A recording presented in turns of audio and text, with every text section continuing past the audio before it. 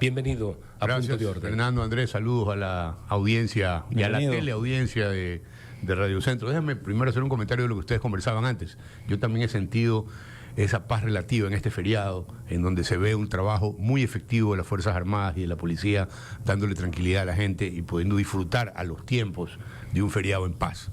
Punto para el gobierno. Ahora sí, vámonos al tema de la seguridad social.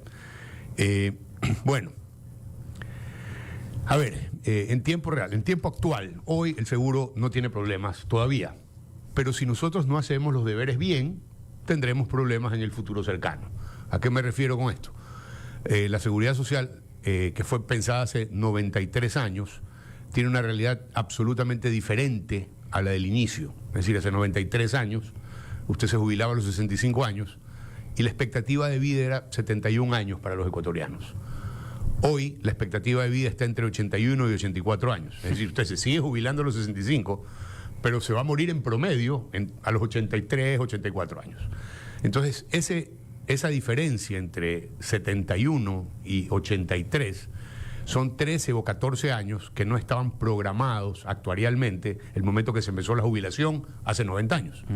Primer factor. Segundo, hay menos nacidos, o sea, hay menos personas nacen hoy, hace 93 años, ustedes se recordarán, principios del siglo XX, la cantidad de hijos que tenía una familia está entre 4 y 5, hoy es 2.1, es decir, hay un potencial menor número de aportantes en el futuro y eso debe afectar el cálculo actuarial respecto a las jubilaciones, es decir, se nos acorta la base. Y en tercer lugar, se programaron cosas en el camino que nunca estuvieron actuarialmente bien programadas. Por ejemplo, si usted recibe 14 aportaciones cuando se jubila, pero cotizó solo 12, esas 2 aportaciones extra nunca estuvieron programadas. Entonces eso afecta la viabilidad de la jubilación. Todo esto sumado hace que hoy nosotros deberemos revisar los montos de aportación, el monto de la jubilación incluso. Acuérdense que la ley es hoy que es los 5 mejores años. Entonces, echa la ley, echa la trampa. Un trabajador cuando se va a jubilar le dice al jefe, oiga, auménteme la aportación para coger más cuando me jubile, estos últimos años que me faltan. Y los jefes a veces acceden a estos hábitos no programados actuarialmente. Entonces, todo eso sumado hace que hoy tengamos que revisar todo. El promedio de años, que la idea es llevarlo a 15, a 20 o a 25 años, de manera que el promedio, o sea, tu jubilación va a tener sindéresis con tus aportaciones de toda la vida, no con solamente 5 años, eso hay que cambiarlo. ¿Cuánto es el monto de aportación para jubilación? Habrá que revisarlo en la Asamblea Nacional y habrá que subirlo. ¿A dónde tiene que subir? Posiblemente esto tenga una pendiente que lo lleve de 20.6, que es hoy la aportación, a 25, a 28, quizás hasta 30, porque es la manera en que en el futuro se va a poder seguir pagando la jubilación. Eduardo, bienvenido a Centro Debate. Gracias. A Punto de Orden. Una de las preocupaciones que existen en el diario vivir, no digamos puntualmente, es el tema de la atención en los hospitales y eventualmente esto de las famosas citas que están retrasadas. ¿Qué hay de cierto en toda esta dinámica del call center, de que hay ausencia de atención, de que hay personas que se quejan en las redes sociales de que supuestamente no se los puede operar, la típica cómprame medicinas afuera? ¿Esta suerte de leyenda urbana o es real o hay un déficit de atención en el seguro? A ver, en global, el sistema estaba diseñado para atender afiliados. Afiliados activos son 3.200.000, entonces esa era la capacidad que tenía el Seguro Social. Bueno, antes, en la época que se tomaron estas medidas también, seguramente no eran 3.200.000, eran 2 millones y pico. Pero en ese momento se dijo, ok, los hijos de entre 3 y 18 años pueden tener acceso.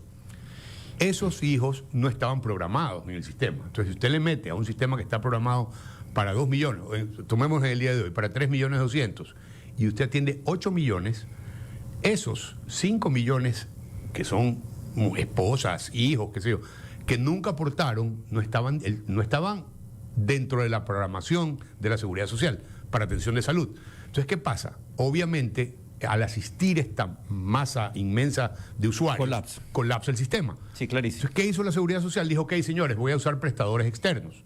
y entonces empezó a llamar a las clínicas privadas y luego a otros prestadores que empezaron a construir centros para dar atención primaria, secundaria, incluso las clínicas hoy tenemos de tercer nivel, y eso hizo que de alguna manera se alivie esta presión que había sobre el sistema de seguridad social solito. O sea, digamos, los 101 hospitales tenían que darle cabida a toda esta gente. Con los prestadores aliviamos el problema. Siempre en las redes sociales alguien se va a quejar, y efectivamente en alguna época hubo mucho desabastecimiento en los hospitales respecto a las medicinas, por ejemplo. Hoy están entre 70 y 80% abastecidos. Es decir, y nos hemos enfocado en los 100 medicamentos de mayor rotación, de manera que esos no falten nunca. Por ahí a veces nos falta algún medicamento de especialidad, que es, por ejemplo, para trasplantados renales que necesitan inmunosupresores, y eso podría eventualmente demorarse en llevar la remesa de medicamentos que son de alta especialidad.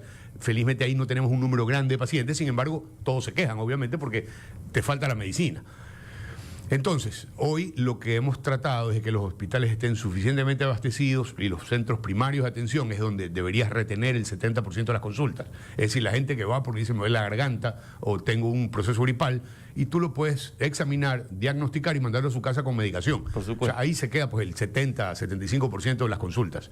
Luego viene ya si tienes pues una neumonía o si tienes algún proceso ya más avanzado, tienes que derivarlo ahí sí a un centro más especializado, en donde también estamos con un flujo interesante. Ahora, ¿qué pasó con los prestadores externos? Que hubo una proliferación excesiva de prestadores externos, muchos de los cuales, o algunos de los cuales, cometieron abusos contra la seguridad social, como por ejemplo facturar citas no realizadas, como por ejemplo contratar personal del IES en el mismo horario en el que tendrán tarjeta en el hospital, en el centro o en el subcentro, y llevárselos a dar consulta privada. Típica la del sabido, ¿no? Con facturación. El sabido criollo. Señor. Entonces, ¿qué hemos hecho? Primero, hemos investigado, pues obviamente, los RUCs. Es una investigación que está en marcha.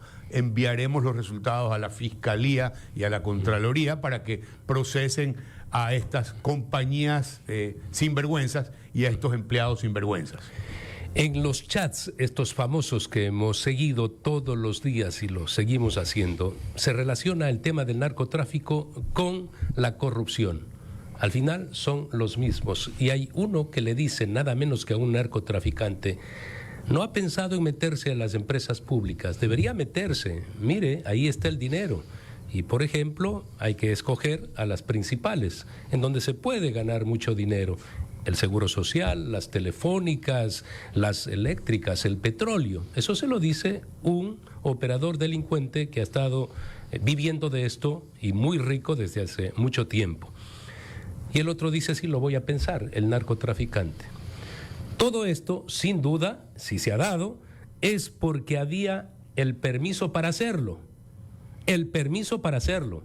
Nadie entra a la casa de alguien, y peor aún, a una institución en donde hay, por ejemplo, un presidente representante del presidente de la República en el directorio de la Seguridad Social.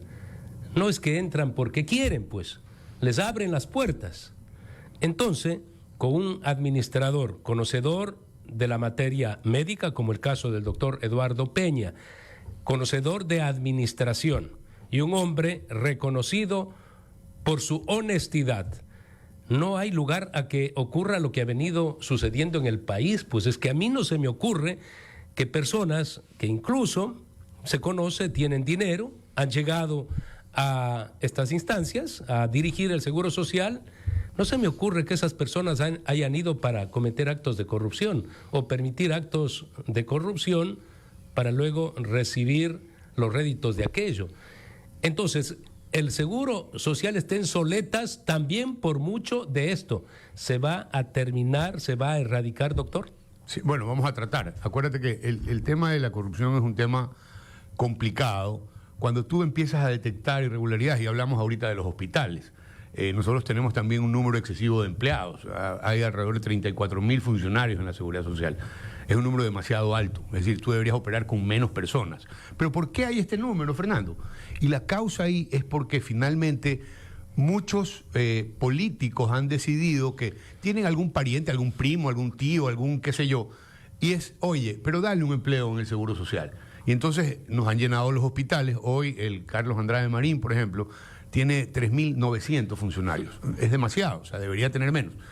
Hicimos ya unas primeras evaluaciones y a estas alturas, en términos generales, debemos haber prescindido de unos 830 contratos ocasionales desde el mes de diciembre del año pasado.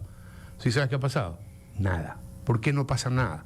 Porque no es que... y por supuesto, estos no son pues empleados administrativos, netamente. Son médicos, enfermeras y empleados administrativos y funcionarios de carrera o funcionarios que tienen estos contratos ocasionales que estaban por algún motivo calentando el puesto, o sea, que no tienen una incidencia en el nivel de eficiencia de atención. Entonces, eso hay que seguirlo haciendo porque es parte de la corrupción, es que te asignen un puesto en un hospital o en un centro o en un lugar del Seguro Social, en donde al fin del día, si vas, bien, y si no vas, no pasa nada. Es decir, es parte del tema corrupción que estamos tratando de combatir, es decir, adelgazar a la seguridad social. Recuerdo yo en la pandemia cuando se inició esta crisis de delincuencia organizada dentro de los hospitales y el Seguro Social, había un director, Paul Granda, si no me equivoco, en ese entonces. Recuerdo yo cuando ya lo cuestionaban, qué es lo que está pasando dentro del seguro, estamos en pandemia y se sabe que se sacan las medicinas y demás. Y él dijo que ya se estaba resolviendo, que se había creado un comité de ética. Y yo, la verdad, me reí. ¿Cómo se soluciona un tema de corrupción creando un comité de ética con los mismos que están generando la corrupción? Y claro, el señor luego fue procesado, tuvo que dejar la institución. ¿Cómo se puede manejar esto? Reitero en el tema, porque de nada va a servir lo otro si se siguen robando los recursos del Seguro Social. Claro, a ver, y ahí un poco es, si yo tampoco creo mucho en los comités de ética, yo creo señores, como tenemos que... Mira, los técnicos de la Seguridad Social están claros de que el sistema como está no aguanta indefinidamente. Es decir, si nosotros no tomamos acciones hoy, lo que decía yo al principio del programa, sí. Si nosotros no empezamos a tomar acciones hoy, esto no tiene futuro. ¿Por qué? Porque entre la corrupción, entre el mal cálculo, es decir, el hecho de que el seguro era percibido como una vaca que da leche ilimitadamente. Si tenemos hoy deudas con los prestadores, yo he tenido que sentarme con prestadores a decirles, señores, a ver, para ser gráficos, el promedio de prestaciones externas en el año 2022 llegó a un nivel de $600 millones anuales. En el 2023 subió a 900 millones. No tenemos 900 millones para pagar prestadores, tenemos 500. Entonces tenemos que bajar el número de prestaciones hasta máximo $500 millones. ¿Qué es lo que podemos pagar? ¿Qué hemos hecho? Decirle a los prestadores, señores, devuélvanme a mis pacientes, porque mis hospitales encima no están pues al 100% de ocupación. O sea, salvo excepciones que están al 95, al 96. La mayoría están al 70. ¿Pero por qué? Porque se fueron los pacientes a estos prestadores que tenían pues instalaciones más modernas, con servicios ciertamente de primera, que empezaron incluso a llamar por teléfono a los usuarios y en algún punto a los afiliados. Y en algún punto, cuando se dieron cuenta que estaban operando con 100% de dependencia del IES, yo les decía a los prestadores, señores, el IES para ustedes es una droga. Ustedes no pueden depender 100% de afiliados. Es un error. Ustedes tienen que empezar a venderle al resto de ecuatorianos. Hay 10 millones de personas que pueden contratar servicios de prestación. Es decir, no solamente los afiliados deben ser sus usuarios. ¿Por qué? Porque si yo tengo problemas de flujo, yo IES, y yo tengo gripe, ustedes con 100% de dependencia, les va a dar neumonía grave. Entonces, lo que está pasando hoy es eso. Los recursos del IES ya no son los recursos de hace 4 años, en donde tenías muchísimos recursos. Hoy no tienes tantos. Hoy tienes 573.000 jubilados por vejez, 30.000 por invalidez, 14.000 por discapacidad, 169.000 por Montepío. Tienes 788.000 jubilados que tienes que pagar puntualmente. Entonces, sí tienes los recursos y los vas a tener los próximos 2 o 3 años. Pero luego vas a tener problemas si es que no resuelves hoy el problema. O sea, hoy tienes que ir a la Asamblea a decir, señores, hay que afectar a la Seguridad Social, hay que cambiar la contribución para jubilación y para salud. Esa era la pregunta, Eduardo, y como presidencia de la República y como presidencia del Consejo Directivo, ¿es un gobierno transitorio, es un gobierno interino? ¿Qué es lo que ustedes aspirarían como gobierno en estos próximos 12 meses? Es decir, plantearle este tema a la Asamblea y que la Asamblea, ya sabemos que hay posiciones radicales en materia de impuestos o de subida de aranceles o de tasas, que son los socialcristianos y los amigos correístas. Entonces la pregunta es, ¿ustedes aspirarían en este gran pacto social que vemos hoy que existe en la Asamblea y que está dándole ese espaldarazo al presidente de la República de que entiendan la gravedad de lo que existe hoy en el Seguro Social? ¿Ustedes como gobierno qué se han planteado en estos 12 meses? A ver, en primer lugar es contarle, o sea, es un problema que existe y que hay que hablarlo públicamente. Entonces, parte de mi razón de estar hoy es ponerlo en la palestra. Señores, este problema es un problema real. Es un problema que existe y es un problema sobre el cual hay que tomar medidas. ¿Cómo se lo está haciendo ahora? Perdón que te interrumpa, con los impuestos y con de la crisis del gobierno, ¿no? ¿Verdad? Sí, Estamos sí, en exactamente la misma situación. Exactamente la misma situación. La diferencia acá es que los pecados que cometimos en el pasado y que posiblemente cometieron diferentes administraciones, porque acuérdate que este cálculo actuarial del que yo hablo hoy, podía haber hecho hace 15 años. O sea, el momento que tú decías, señores, van a haber más participantes, pero voy a hacer un ajuste en la aportación, eso era lo que teníamos que hacer, es decir, no solamente aumentar los beneficios, fondear esos beneficios para no tener el problema que tenemos hoy, en donde no alcanza. Entonces tú dices, sí, muchos años después lo que hace es crece la bola de nieve y llega un punto en que las medidas van a ser inmediatas. No llegamos a ese punto, pero estamos cerca. Entonces, mientras más nos acercamos al punto de no retorno, más graves serán las medidas a tomar. Es decir, yo no quisiera que estos 780.000 jubilados se vayan mañana a Carondelet a decir, señor, págueme mi jubilación porque la Seguridad Social no tiene. Que ya tenemos un antecedente con el gobierno que se demoró 8 o 10 días en pagar el sueldo de enero. O sea, esta es una situación que puede repetirse en el Seguro Social, lo cual sería gravísimo. Podría repetirse en el futuro. En el futuro, ¿no? Entonces, claro, cuando yo te cuento y le voy a la Asamblea y le enseño los números y le digo, señores, las alternativas son o sea, porque hay que afectar a todo un poco. Es decir, la fórmula de jubilación que tenemos hoy desarrollada en conjunto con técnicos del BIES, tomando en cuenta las recomendaciones de la Comisión de Augusto Latorre. Acuérdate que ya en el gobierno de Guillermo Lasso, o sea, el problema, digamos, cada vez es más visible, claro, porque el tamaño de la bola sigue creciendo, digamos. Ahora, es muy importante el que en la forma como usted se está manifestando, usted está a cargo del Seguro Social en estos momentos. Estamos hablando, por un lado, por ejemplo, la aportación, y esto desde el ángulo del análisis económico del país. Se dice que tiene que achicar el Estado, que tiene que reducir los gastos del gobierno, entre otras cosas, aquello del aporte del 40%, como que señalan, debe desaparecer. Entonces estamos hablando hacia el futuro de un seguro social sin el 40% del aporte del gobierno. Estamos hablando de un seguro que usted dice podría las aportaciones llegar a subir hasta el 28% 30, incluso. Sí. ¿Qué pasa con esa cantidad de personas que se hacen atender y que son a través del seguro campesino y por supuesto los familiares de menores a 18 años?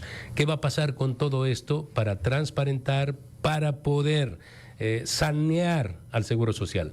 ¿Se lo va a ejecutar? Claro, a ver, Seguro Social Campesino. Hay muchos no campesinos que se afilian porque es muy barato.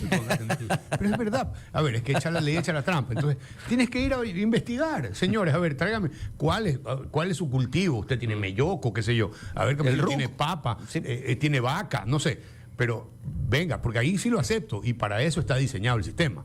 Habrá que hacerles ajustes al precio, sí, porque creo que es $2.50 al mes. Entonces, ¿cuánto le llega a salud de la aportación de un sueldo básico, que hoy es $460? Estamos hablando de $40, $45. Eso es lo que va para salud. Y con $40 usted atiende en los hospitales al señor, al afiliado, a la esposa y a los hijos. 2.1 hijos promedio por pareja. Entonces, son 4 aportantes, $40.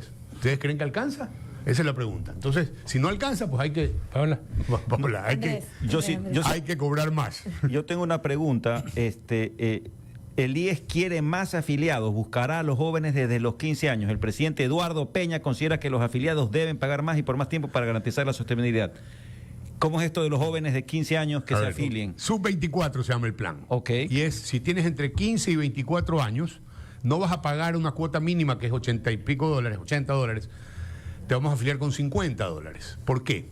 Porque te vamos a dar todos los beneficios de salud. Posiblemente entre 15 y 18 los tienes ya.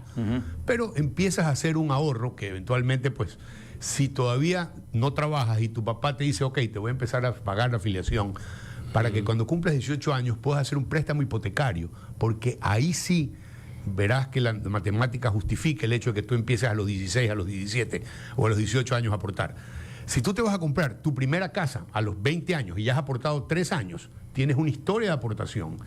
Y si es tu primera casa y es tu única casa, la tasa que te vamos a dar es 6% anual.